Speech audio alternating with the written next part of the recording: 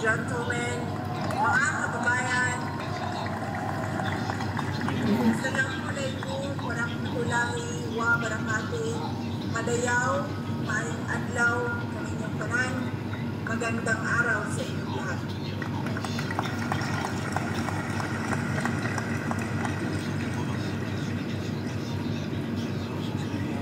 Unahin ko po muna ang aking mga pagpapasalamat. Una po ang aking pagpapasalamat sa Kingdom of Jesus Christ sa inyong paanyaya sa akin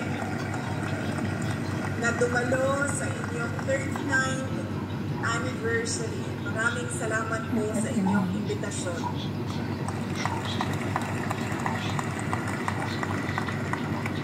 Pangalawang pagpapasalamat ko po ay mula po sa akin personal.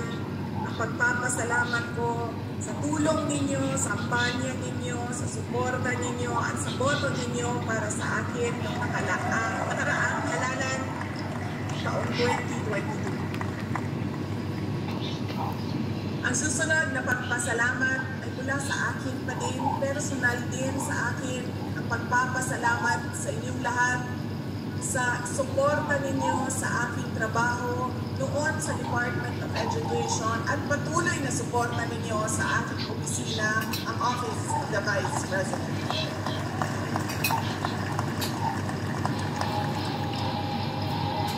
At ang muling pagpapasalamat ay mula po sa aming pamilya, ang pamilya Duterte.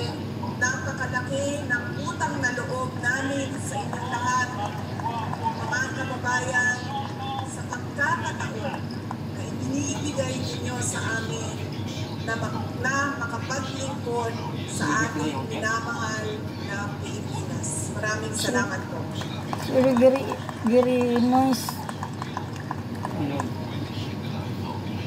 Sherry, little sounds, please.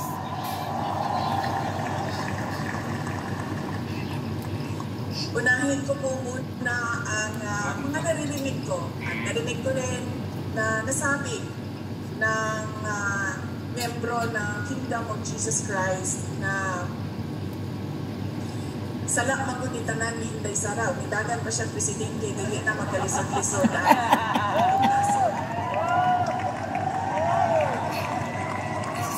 Ate, crap ko, madam.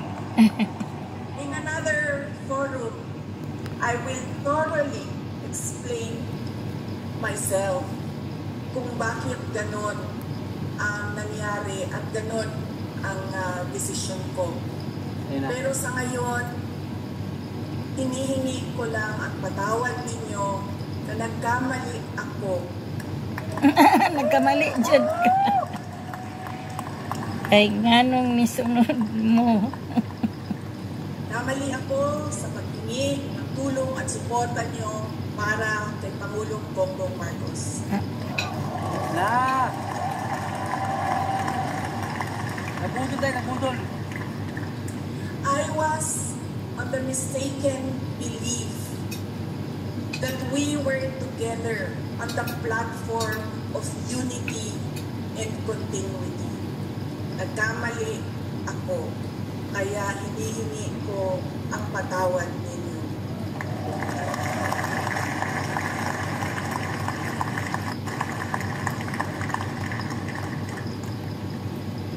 You know, this has been going on for 9 days, ang assault sa inyong Kingdom Nation, at I could not come earlier dahil meron din atake sa opisina ng pangalawang Pangulo at hindi ko maiwanan ang aking mga kasamahan doon sa Office of the Vice President. But always remember na wala man ako lagi sa mga masasayang araw ninyo, pero nandito ako lagi sa inyong kalungkutan. I will always be with you in your darkness. Lord. Bago ako pumunta dito, doon sa Manila, sinabihan ako, huwag kang lumapit sa KOJC. dahil talo ka dyan. Kalaban mo administrasyon, kalaban mo dayuhan na superpower. Sabi ko, sa taong nagsabi sa akin noon, walang contest, hindi ako matatalo. Walang kompetisyon. Bakit ako matatalo? They may be a minority. Yun! The contest. They may only be 8 million around the world. Sabihin na natin na 6 million lang doon ang Pilipino, pero Pilipino pa rin sila. Yan!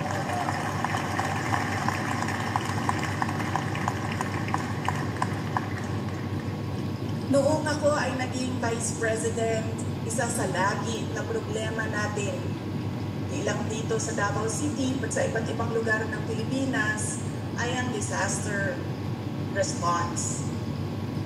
So nung ako ay umupo, in-institutionalize namin ang Disaster Operations Center ng Office of the Vice President. Ang aming paghahanda ay disaster response.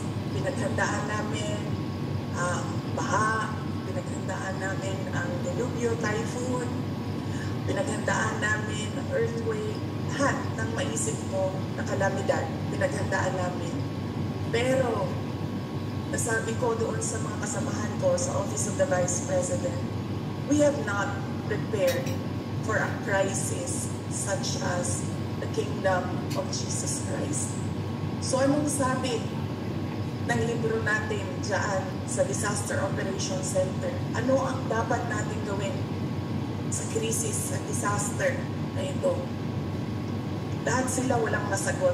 Kahit ako matagal, ako nag-isip kung ano ba ang response namin. Because this is a crisis. It is a disaster. And ano dapat ang tugon ng Office of the Vice President? At isa lang ang naisip ko. Sabi ko, as Vice President and as a Dabawenyo, I will be there to comfort them.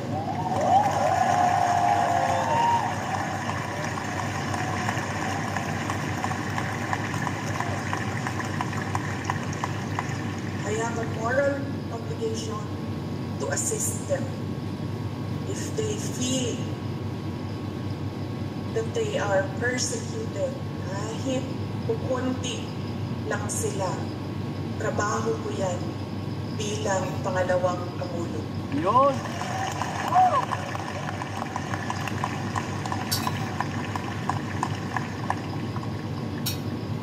Doon din sa amin, sa Office of the Vice President, sabi nung isang kasamahan namin,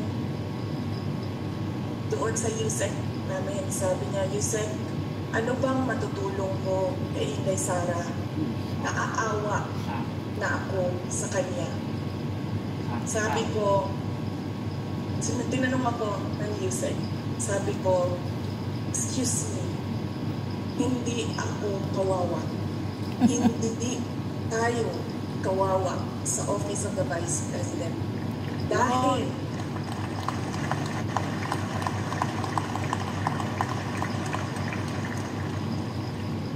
tatlong beses tayo kumakain araw-araw.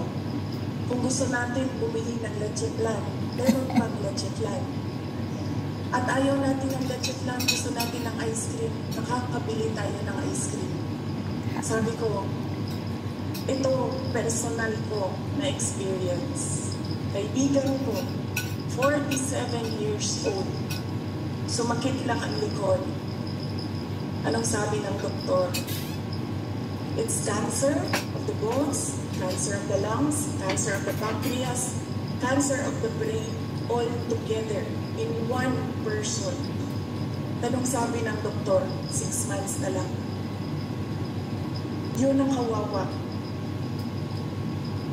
Sabi ko, ang dami sa ating mga kababayan na nakakaramdam ng gutom dahil hindi na nila mabili ang pagkain sa sobrang mahal Ah, ng pagkain.